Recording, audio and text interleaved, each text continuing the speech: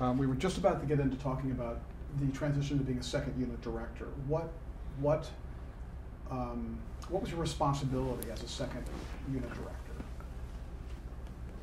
Well, first of all, let me say that being a coordinator really helps to be a second unit director, because your second unit director, all they do is action, basically.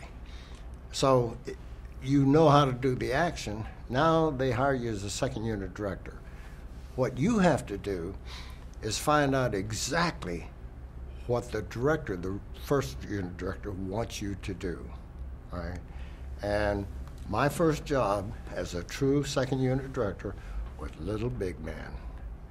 I had 1,000 mounted Indians and 250 cavalry mounted to stage the Battle of the Little Bighorn.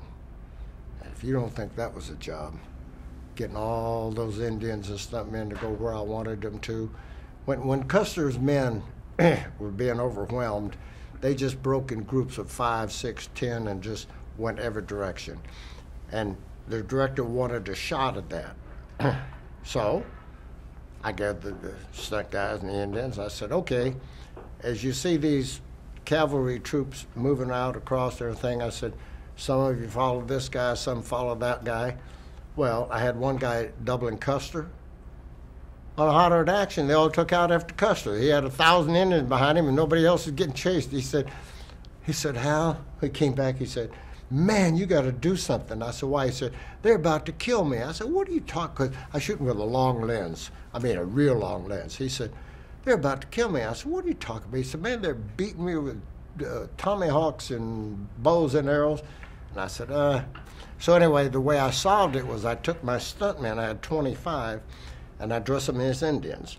And I'd say, all right, take one of them standing over here. I say, give me 50 or 100 Indians.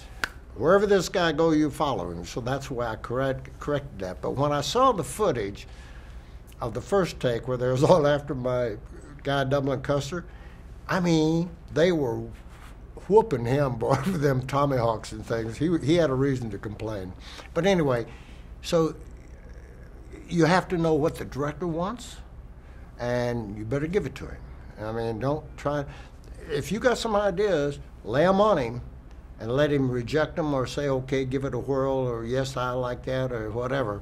But don't go trying to be creative and give him a bunch of stuff he don't want, because you get in trouble. Let's talk about the Safety Labor Committee. When did that form and why? I'll tell you what, I had never heard of it. I mean, when I did Smokey and all through my directing, up to my directing career, I never heard of that. I mean, you want to fire guns, you fired guns, you know? A few years ago, I don't know, 3 or 4 or something like that, I did a Burt Reynolds TV movie. We was going to fire one gun with a quarter blank in it, which is like a cap gun. They had to call a crew meeting and warn them, put their earplugs in and things or whatever, you know. And I said to my assistant director, I said, you okay? Yeah, I thought I was getting a note. All right. Okay. When I directed a TV series with Burt, I had to fire one shot with a pistol with a quarter blank in it, which is like a cap gun going off. They stopped the company, had a safety meeting, put your earplugs in, do all these kind of things. And I said, what are you doing? Well, I got to tell you something. You can't do anything that's got any kind of movement in it or anything else without having a safety meeting to let everybody know what's going on. I guess it's okay, but I think they push it a little. I mean, I had a lot of safety meetings there, which I thought were ridiculous, but they don't ask me. I guess it's okay. If it saves somebody getting hurt or killed or something, I guess you have to go along with it. Well, in your experience, and you know, especially in the early days, in the 50s and 60s, was safety a concern even? I mean, was it just like kind of common sense in terms of how to approach things? You mean was it a concern for the stuntmen or the company? Well, that's a good point. Why don't you tell me about both? Stuntmen first. Well, it was always a concern for the stuntmen to not get hurt because they don't want to go to the hospital. And let me tell you something. I've worked so many times along with other stunt guys. I'm not alone here. I would get hurt, but I wouldn't tell the company, because you get a reputation as a guy who gets hurt every time he goes out to do something. They'll stay away from you. All right. It's workman's comp and all this kind of stuff. They just stay away from you. So it was always a concern for the stuntman, but the company, again, they didn't want accidents to happen. One, it held up production. That was a big thing. Two, it might be a compensation thing for the stuntman. Any number of things might be a lawsuit, you know. So they didn't like it, but they didn't have any of the safety things they have now. Were the safety conditions, such as they were at the time, different for movies than for television? Not really. And I say that thinking back that we didn't do the big stunts on television as a rule that we did on feature films. So they paid a little more attention to it when you're doing a feature, because normally the stunts were bigger, more dangerous and everything. And television was just kind of, you weren't going to do anything spectacular, so just going out there and do your thing. I guess one of the most controversial stunts, or one that certainly got a lot of press, was the Twilight Zone, where movie where Vic Morrow died during a stunt with a helicopter and a swamp and a Vietnam setting and all that. And there were 2 children involved. When you first heard about that, what did you think, or what was your reaction, just hearing about it? I testified in that case. Okay. Oh no, I take it back. I didn't testify. I was on a talk show, a radio talk show. And there was a prosecuting attorney, and I forgot her name. She was coming in behind me. She wanted me to go first. Here's my opinion. The chopper knew what he had to do. Special effects men knew what they had to do. They had to blow the stuff up in the air. And what I said on the show then, and what I say now is, I don't blame anything or anybody for anything I do. If I get hurt, it's not their fault. It's mine. I know what I can do, or I think I can do. And if I overload myself, then that's my fault, you know? So I'm saying no director has ever pushed me off a building or set me on top of a bomb and exploded without my wanting to. So I say, the chopper pilot, he might have been too low, I don't know. But he's saying, first of all, the director was kind of hard to work with and very demanding. So maybe that chopper pilot got a little bit too low. Maybe, I don't know. The special effects guy, he put a charge down there, and I think I understand that a lid off a 5-gallon can went up and hit the tail rudder or something and caused it to go down. That was, I would think, an honest mistake, if that's what really happened. So I said, I understand some people lost their lives, but nobody did it on purpose. And was it messy? Did they not really get into it? I don't think so. So I don't know how to counter things like that. But I never blamed anybody if I got hurt. If I got hurt, it was my fault. Now, those actors on the ground that got killed, they say, yeah, that's easy for you to say. But again, I can't. Who are you going to blame? Going to blame that chopper pilot? Was he 10, 15 feet too low? How are you going to? You'll never know. The guy set the charge. Was there a lid on top of that explosion, that 5-gallon can that blew up and hit it? Who knows, you know? So it's hard for me to figure out or determine. The way the safety regulations are today, is it, are they too stringent, do you think, or can they ever be too stringent? I mean, you mentioned the thing about the simple blank and the gun, being very involved in having meetings and all that. Well, again, the only time I had to deal with them was on that one show. So I thought they were overboard. I mean, I think, and that's what happens when you start getting those kind of laws. People that don't know what the hell's going on the set or how things work and everything, they take every little thing and that can go wrong and put a rule behind it. I'm not saying that you shouldn't have a safeguard committee of some kind to kind of watch over it, but at the same time, let's be sensible about the whole thing and not cost the company a lot of time and heartaches and make the director crazy. Okay.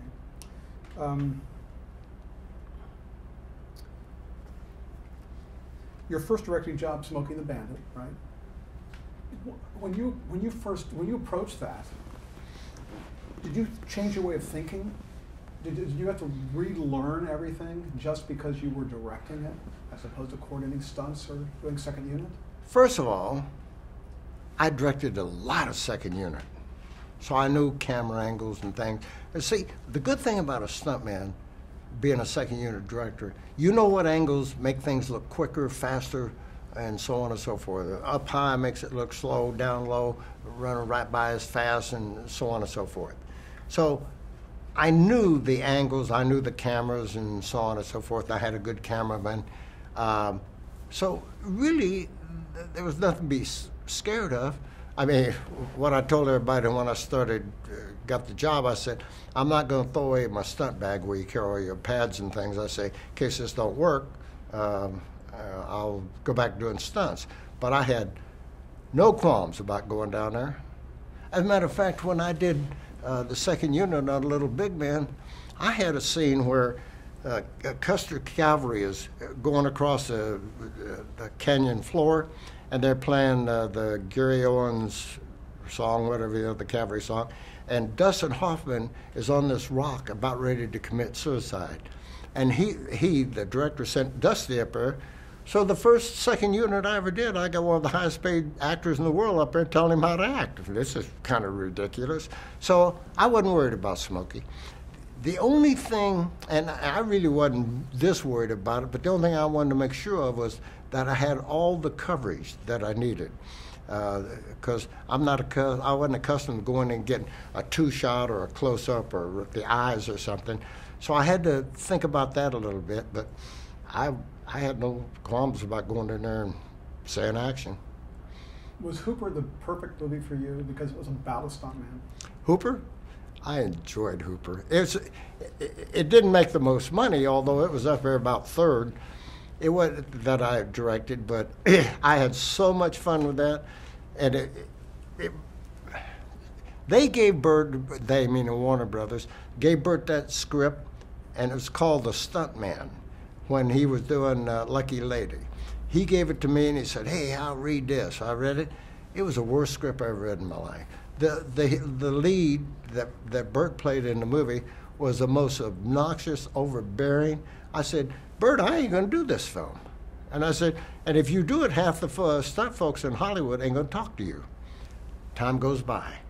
I do Smokey. Burt's still a big star. They came to Burt and said, we want you and Hal to team up and do this. You can rewrite it, do whatever you want. Man, that's all we needed. Now, we met with the writer, told him all the things we wanted, and both of us met with him, told him what we wanted. But all the stunts and things were really my idea, you know. I thought I knew what would be spectacular and what would be exciting and all that. And I got to poke a little fun at the director, and because I'd worked with a lot of those directors that were asses, and the assistant director that I had to argue with so much about my money when I did a stunt. So I got to do a little payback to all of them, and I really enjoyed doing the movie. It was my favorite. The conventional way, I think, would be that you have a movie, you have a script, you have a story, and the stunts are part of that. Mm-hmm. But did you ever, were there ever some story ideas that came out of the concept for a stunt? You know, kind of the opposite of that, where the stunt generated the idea for a story that you could wrap around it? In a movie or any kind of project? Not in my thinking, no. Not a stunt that you ever did. I mean, when we did Hooper, I just dreamed up all kinds of things I wanted to do, like the world record high fall and coming out of that helicopter, the 250-foot high falls. Those are just thoughts I had that I thought would make good movie. But I never had a stunt that I thought I could wrap a movie around. How would you describe your directing style? My directing style? Fast and furious. I mean, my crew, I didn't waste a lot of time, because as one of my crew said, you're not doing Gone with the Wind, Hal, just get it done. So, man, I was quick. and I was fast. And Bert used to tell the guest actor, he'd say, man, you better have your lines right, because if you don't, he'll have another setup before you get a chance to think about it. But I'd be through shooting at 2, 3 o'clock in the afternoon, and the crews loved that. They'd be out with the swimming pool, getting drunk, doing all kinds of good things. So I had a great crew, and they enjoyed working for me. How would you, what makes a good action director? Well, he's got no action, first of all, I think. He's either got a no action or he's got to have a coordinator around him that can suggest some great stuff and read into the script what would fit and what wouldn't. And I think that's what he's got to have. And I really and truly, if he doesn't know those things, he should get a good second unit director. That'd be the way to do it. Just get the lead into it and then let second unit director take and then get the tail of it. Let's talk about the shot maker. What is a shot maker, and what made you think of developing that? All right, I brought a lot of stunt gear into the stunt equipment into the picture business, which I think saved a lot of stunt guys trips to the hospital. Then one day I started looking at the equipment that the picture company uses. And as I say in my speech, everybody thinks if they've ever seen a picture, a photograph of a movie set, they say, oh, that equipment. They think the studio owns it. They don't. They rent everything. So my thinking was, if I could come up with a piece of equipment that was sophisticated and would save the studio money, and give the director more options of how to do things, studio's going to rent it, and I'd make some money. So I combined the camera car, the crane, and a generator into one vehicle. So instead of renting 3 vehicles, they rented 1. Instead of having 3 drivers, they hired 1. They didn't have to go back to the looping stage and loop dialogue and things because of engine noises and things because my vehicle ran electrically up to 35 miles an hour. So I saved them money all the way down the line. A generator, didn't need a generator anymore. I had a battery pack on this thing, enormous, and a big 600 amp generator to charge it back up. So I saved them a lot of money. And from that, the TV folks gave me an Emmy. And the savings and the technical part, but what was the big innovation in terms of what people could see? In the past, was it like camera mounts on the fronts of cars looking into the cars and from the chase side cars that would, or mounted from the side, or chase cars on the side? What did the shot maker be able to see that wasn't seen before in terms of shooting vehicles? First of all, I could tow 5 vehicles behind my shot maker, and I could put them in different configurations, put here, all kind of thing. But also, that arm would go up and down and around. See, my vehicle would crab. The back wheels would turn so I could go down the road sideways like that, or damn near sideways, and then straighten back up. I could do all kinds of things with it that they couldn't do. And I had the power to run the car. I had the power to steer it and light the lights without anything else. So it gave the director many options, that he didn't have before, and it saved the studio money. My first one, when I built it, it was in such demand, I built 14 more. First one cost me over $1 million, and the others cost $500,000 a piece, so it had some money in it. And before, if you had a car, you could have a shot of that car, but with the shot maker, you could have, like, if you had 3 cars abreast, this device. If you had 3 cars abreast as your shot maker, I could go over the side and look past this guy, that guy, and that guy. So you can rake the shot and everything. Yeah, and do it all. See, before, if you're looking straight back, you're mounted on the hood of the car, on the camera car towing it. If you wanted a side shot, you had to cut and go over here and mount a camera over the side. Mine, you just go from there to here, up, high, low, whatever you want to do. And the shot maker is still being used today? Oh, yeah. What other stunt equipment did you introduce into the business that's being used today? I brought in the ratchet for doing jerk-offs on horses. I brought in the air ram. I brought in the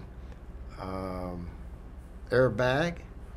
Brought in, what else? Cannon. A cannon, turned the car over. I don't know. I brought in probably 10, 12 pieces of equipment. Just what you mentioned. You talked about the one of them before, but the ratchet. What is, just briefly, what does the ratchet do? We have a stunt in Stuntman jargon called a jerk off. Okay, here's where he gets his name. The Duke's in the battle scene. Bad guy charging on horseback. He's going to shoot him. He's out of ammo. Turns the rifle around like a club. Bang! He hits him in the chest. Guy gets jerked off the horse. Now the way they did it, they put a vest on you. Between your shoulder blades, they put a cable. The other end, they hook down to the ground.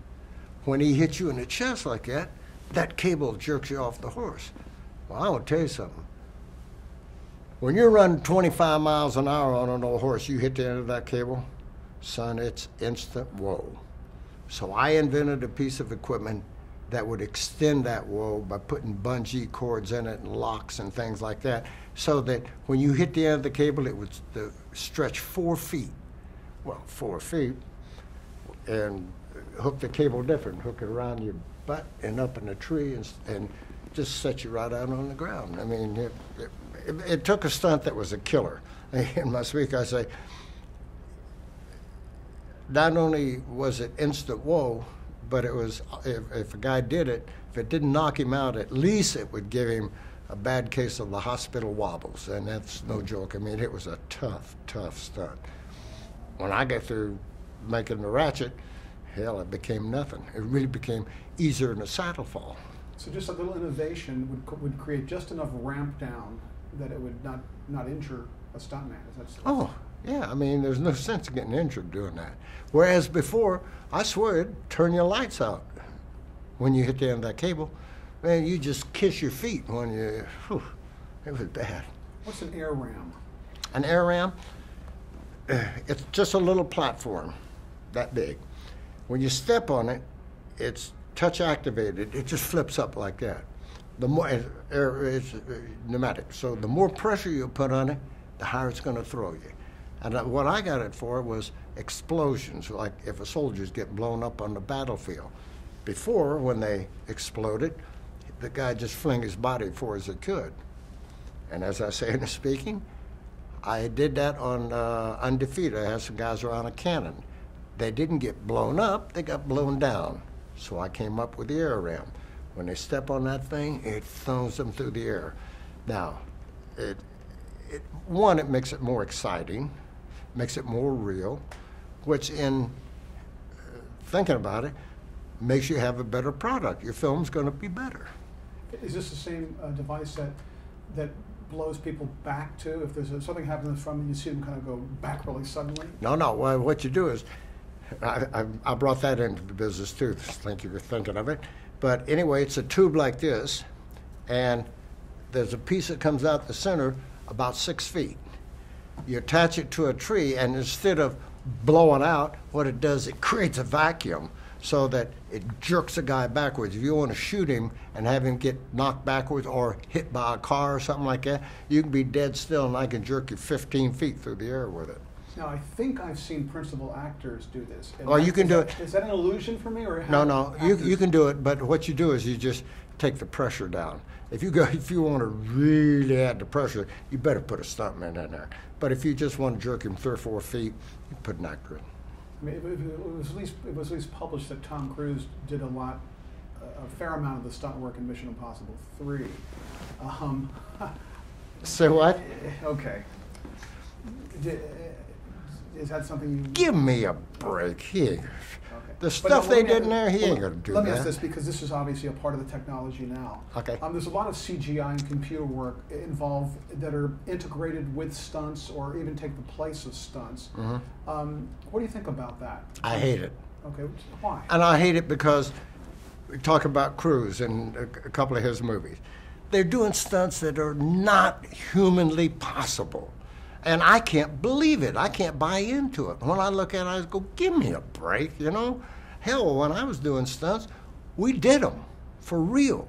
And you could see it was a man going through the air and everything. And now they do it digitally. And to me, They're so far out. They're trying to outdo themselves so much that they've lost all reality, in my opinion. I would never use it. Never use it. So you think that the actual stunts that involve real people have a greater impact in a way? Of course. It's more believable. You can't believe. I forgot which one it was, but they had one. This guy goes off of this dam. It must be 300 feet up in the air, and he hits a swatter and comes out. So, not in your life could that happen. So you don't do that kind of crud. Not in my opinion. When you got the Academy Award recognition and an Emmy for Shotmaker, how did you react to that? I mean, you were in a world where stuntmen often were not ignored, but not recognized. Yeah. What was your reaction to getting that kind of an act? My idea, with the finished product, I said, there ain't nothing like that thing. So I was not shocked or surprised when we submitted it to be nominated or as a nomination to be given the award. Matter of fact, had it not happened, I'd have been really disappointed because there was nothing out there like it. Nothing. The Television Academy has a stunt peer group now that's fairly recent, only the last few years, and there's an Emmy for, I believe, stunt work or stunt coordination or something to do with stunts. But the Motion Picture Academy has no such category. Should they have recognition for stunt work, an award for that? Boy, that's tough. And I'll tell you why. When people go see a movie, they get carried away with the character. Do you want them to stop in the middle of a good scene and say, "Oh, I bet that's a stuntman," you know? And after all, stuntmen are supposed to, they get paid good wages, and they're not the star of the show. And so I'm twits in between. I don't know if they should get recognized as being the double for Clem Cadiddlehopper when he did this great thing, or just take his money and go home. I wouldn't flip a coin for the difference. What involvement do you have in NASCAR? I had a team in NASCAR. Started in 1980, I believe it was. I had a driver named Harry Gant. I called the car the Skoal Bandit. Skoal was my sponsor. They manufacture snuff, Skoal, and so I called it Skoal Bandit in regard to Smokey and the Bandit, and we did quite well. I went down there fat, dumb, and happy, didn't know anything, and when U.S. Tobacco came on board as my sponsor, they were the 10th most recognizable name in tobacco products. 10 years later, when I got out, they were number 3. When they came on my car, they were a $245 million a year company. 10 years later, $5 billion. And they gave all the credit to NASCAR, to my team. I did so, first of all, I was a pretty popular owner down there, you know, being from Hollywood and everything. And I did some ridiculous things to give my team a lot of PR and everything. And I turned NASCAR completely around in 3 or 4 different ways. I was the first guy to go in with, everybody had on a T-shirt and funny cap and Levi's, and I spent $750 per team to put them in these great-looking uniforms. In the opening ceremonies, the stunt crews were, the pit crews always run around doing things. I made my guys stand at attention, put their hand over the heart, and they played the national anthem. NASCAR mandated it, so now they all do it. I painted the side of my truck. It's a 40-foot billboard. It's going to travel 80, 90, 100,000 miles a year up and down the roads. Plus, there'd be 15 million people at the racetrack see it. So I put a big picture of my race car on the side. Now everybody does it. So they sponsored my team for that great growth that they had in 10 years. What do you think about NASCAR today, in terms of how huge it is? It's become, I'm sorry, what? NASCAR back before you even got involved was kind of a good old boy son of interest. Now it's like totally this huge thing. I'll tell you something. Bill France Jr., who just died recently, that was the boss of NASCAR. After I did a few of my little PR tricks and things or whatever, and all the other teams followed suit, he said, "Needham, you've done more for NASCAR than anybody that's come along in 15 years." So I like to think it's the biggest audience participation sport in the United States, and the coverage they get on television, wow, it just goes on and on and on. And I love NASCAR. I liked the 10 years I was in there. I had a ball, and I watch it all the time. My wife wants to throw me out of the house, but I got two things I like. That's football and NASCAR. And now, when football ends, NASCAR starts. So I'm a pretty happy camper. What's the current status of Stunts Unlimited? As far as I know, they're doing really good.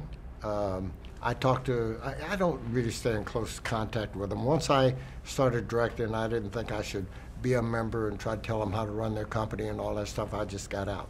So, but as I talk to the guys and call the office over there occasionally, they seem to be doing very well, and everything's copacetic. We talked about insurance a little bit in the stunt business. What is the typical coverage, or is there any coverage? Workman's comp. That's it. And has this been historically the case, or were there a time where pretty much you got paid an X amount and there's nothing? Oh, no. Well, you get workman's comp now, and if you have a permanent injury, of course you get paid for that for the rest of your life and things. But they used to have a company that it was called a salary insurance. That only lasted about 6 or 8 months because guys taking too big advantage of it and claimed to be hurt and not hurt and things, whatever. But ever since then, and other than that little 6-month period, it's workman's comp. That's all you get. Because, see, they can buy that cheap because they get it for the whole crew. It don't matter what you do. Everybody's covered. So it's a pretty cheap way to get insurance for the stuntmen. Are stuntmen required by studios, production companies to have physicals, regular physicals or anything? Not a thing. I mean, if you're walking, breathing, I guess you can go in and do a stunt. So there's no rules. Okay, so it's not specific insurance. I was actually on the set of a movie a while back, a long time ago, called Roller Coaster. James Goldstone directed it. It was on the side of a real amusement park. There was a stunt involving a roller coaster. Wasn't that in Virginia Beach? Yes, exactly. Wow. That's Okay. where it was. It was called Ocean View Amusement Park. Yeah. And one of the stunts was a car with dummies in it was going off the track, hitting a balsa wood attraction and going through it. But one of the stunt guys who was involved missed the mark and went over into the sand. And he was in the hospital for several weeks with a broken back. He recovered. But that is just an example. Would that be a case where pretty much that's it? No. The only thing he could do, the only thing other than workman's comp, is if he sued the studio for negligence, then he might have a case. I mean, if he could prove it. But again, I go back to saying, if he got in the cart and said, "Okay, let's go," if he got in without looking at it, he's dumber than I am, and he deserves to get hurt. And if he looked at it and okayed it, then he's got no case, in my opinion. So That's life. So bottom line, you're on your own. That's right. You're on your own. What to you would be the most important things for a stunt person to do to stay fit, to stay physically fit? Oh, work out, run, and at my age, I work out 3 or 4 times a week, and I'll put an hour on the treadmill and 30, 40 minutes with the weights and things, whatever, just trying to stay in shape. You got to stay in shape. When I was doing stunts, there's a kid named Gary McClarty and I. He lived right next door to me. We'd run every morning, 5, 6 miles with weights in our hand. I was as hard as wood, man. I was in some kind of shape, and that saved me a lot. I got hurt a lot anyway, but that saved me from getting hurt more. What about mentally working out? Is that important? don't know.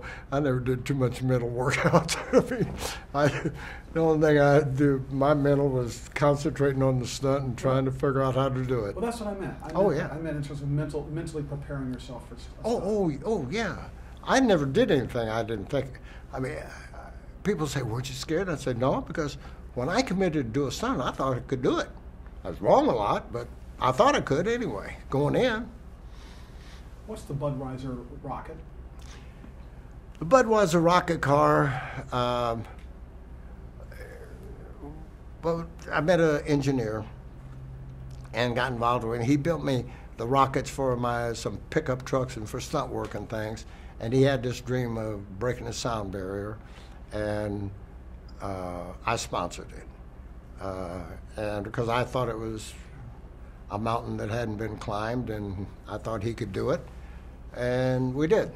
Went 739.666 miles an hour, broke the sound barrier, and it's now sitting in the Smithsonian Institute. It was quite an experience. What are what are some of your recent projects? I'm sorry? What are some of your recent projects that you've been doing lately, or what do you? I haven't done anything in about 4 years. The last thing I did was with Bert. I did that TV show. Now, I get some scripts. People think that if it doesn't have a horn and an engine in it, I can't direct it, and that's okay. But they give me scripts that are crappy. They don't have any budget. And you know what? I'm too old and too rich to put up with that crap, so I just go to Colorado and spend the summers, play golf. If somebody gave me a script that was decent budget, a little star power, I'd do it in a heartbeat and love to. But I ain't gonna go out and do a bunch of crap. I just ain't gonna do it. What do you like to do?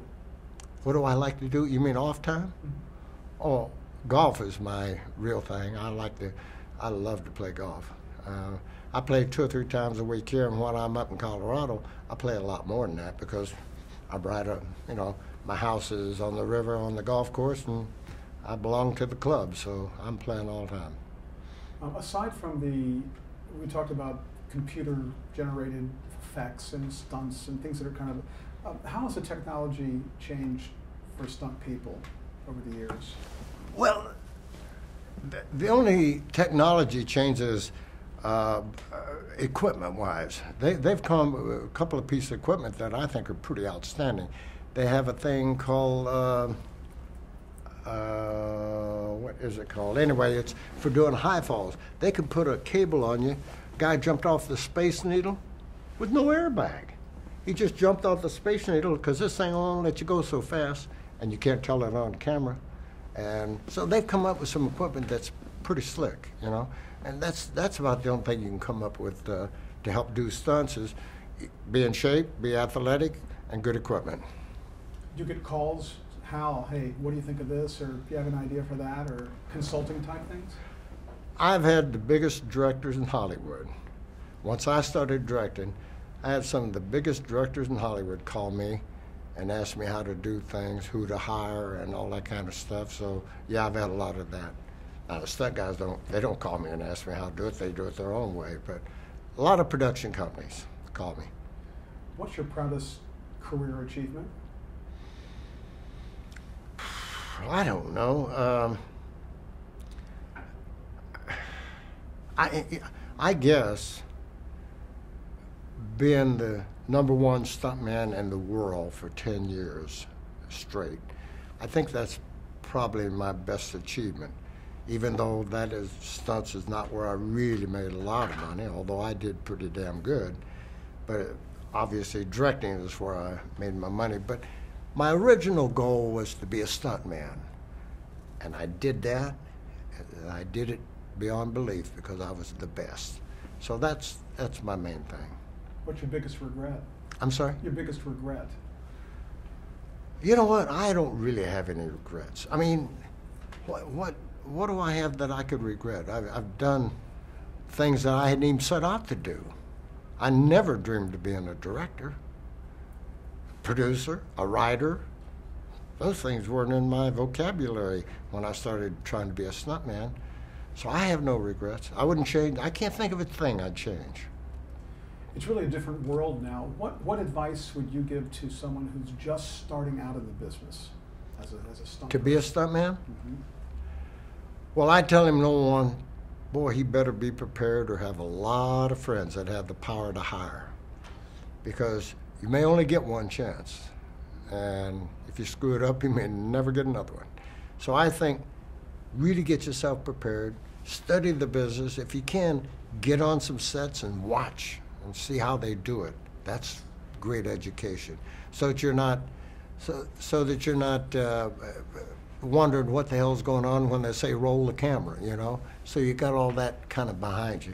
Just get prepared.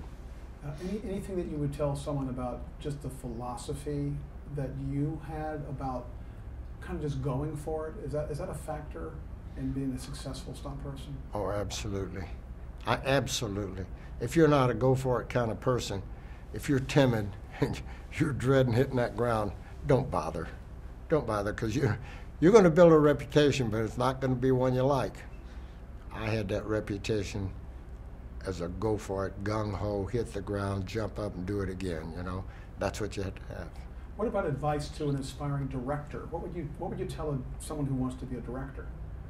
Whew. Well, I don't know if I'm in the position to tell somebody how to direct, because see, the stuff I directed was it was either action or comedy or action comedy.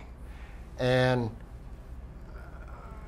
you know, I don't think anybody's ever looked and said, boy, Hal Needham's a great director. You know, he's not a John Ford or one of those big guys. So I don't know if I'm capable, qualified to tell somebody how to be a director. I just don't, you know. And first of all, they're not going to have the experience I had of being a stuntman, a second-year director, being on the set all those years, and get a shot. They got to go out and take a shot first time they get one. So I don't know what to tell them. I guess go to film school, although that's not a hell of a lot good either. But there is, it seems to me there's something very valuable that you did experience or you created as a director, and that's how you ran a set. Is that important as a director? Not just the technical part about directing, but how you create an atmosphere as a director. First of all, you have to have a good crew. They have to believe in you. They have to be one of the team, on the same page and everything else. I had a terrific crew because I treated them terrific. Just for instance, when we had dailies, I said we had a bar and sandwiches and everything when Douglas came in. I didn't let the studio put that bar and sandwiches in there. I did it, and they knew it. The crew knew it. Never in my whole career did one of my crew members come into a restaurant or a bar where I was and buy a drink or a dinner, all right? When on Smokey, I didn't have the opportunity. I didn't have enough power. But after that, the catering services, they're catering services. I got a guy up in Las Vegas. I said, I want a meal for my guys at lunch.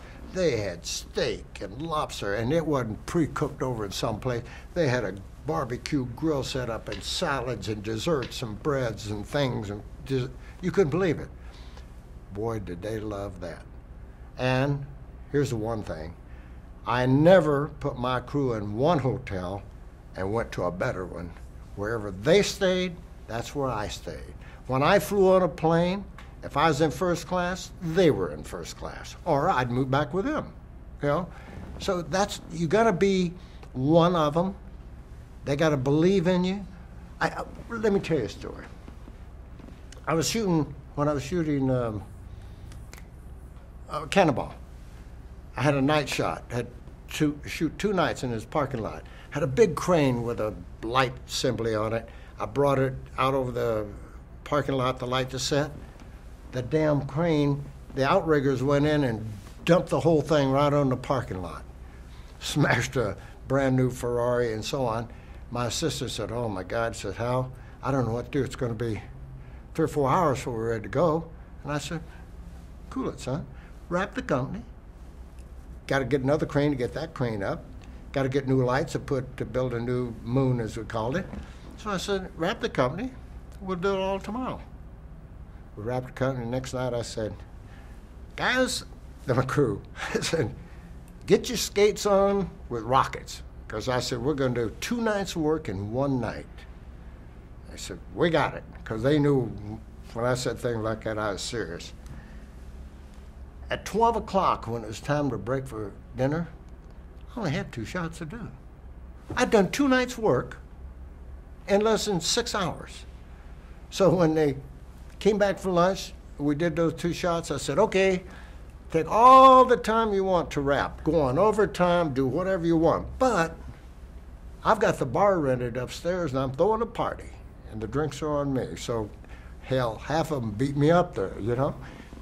And one day I wrapped it like 11:30. And the producer, who was Al Ruddy, who's a good guy, I said, okay, to my sister, I said, that's a wrap. He said, Hal, Ruddy said, Hal, what are you doing? I said, I'm wrapping. He said, but the day's only half over. And I said, well, Ruddy, every crew member has a schedule. They know the scenes we're supposed to shoot today and what we shoot tomorrow and so on. So they know we shot today. So if I go to tomorrow they come in and they go, why should we work? Hell, we finish this, say we'll start next week. So I said, it's a wrap. I had to go scout locations. I got back to the hotel. They were in the pool swimming and things, you know, and they're going, I said, you guys need anything? Or are you okay? No, we're okay, partner. Those guys would do anything for me. When I got ready to do a movie, if they found out, and you know, in Hollywood, it's kind of easy to find out what's going on. If they knew I was getting ready to do a movie, hell, I've had them turn down movies and wait a week or 2 for me to start, just so they could work with me. I had that kind of crew. So that's the biggest advice I can give them right there. Don't treat them like they're the bottom of the totem pole. That don't work. How would you like to be remembered? I just like to be remembered as Hal Needham, good stunt man, okay director, good guy. That's kind of the way. Nothing out of the ordinary, I don't think. Okay, thank you very much. My pleasure. Thank you. So right now. This is the Ed Sullivan Show. As you can see, there's Richard Boone in his black outfit and Sullivan to his left. The guy to the left of Boone is Chuck Couch. He's a stuntman, and then myself. And we went back there and did a big fight scene, live fight scene with Boone on the show. This is from McClintock. Chill Wills firing a gun in the air. The Duke is standing in the middle, and that's old Hal over on the right-hand side. I played Duke's foreman and did some dialogue and double out actors and things on it. That's just a shot of Bert and I out of his ranch in Florida when we were shooting Smokey 2. We took a little time off and took some pictures. What does this inscription say? It says, to the best roomie a guy could ask for, and a hell of a man. Love, Bert. That's Dean and I when we did, when he did Bandolero, which I doubled him on, and a number of other shows, but at least on Bandolero. I'm rolling. Okay? All right. This is Little Big Man, as I said earlier, the first movie I directed, second year doing it. Here I'm showing Dustin Hoffman how to fan a gun. I got to tell you something.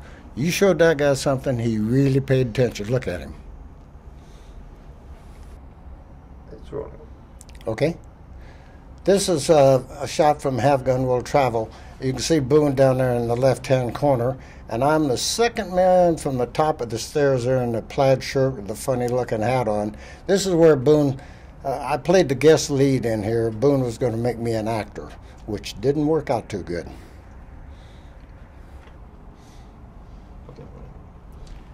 Well, I received a number of awards in my life, but this is the Emmy for my shot maker.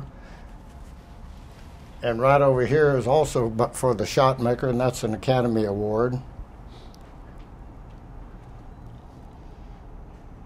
Beautiful. Let me just go get some kind of removing shot on it.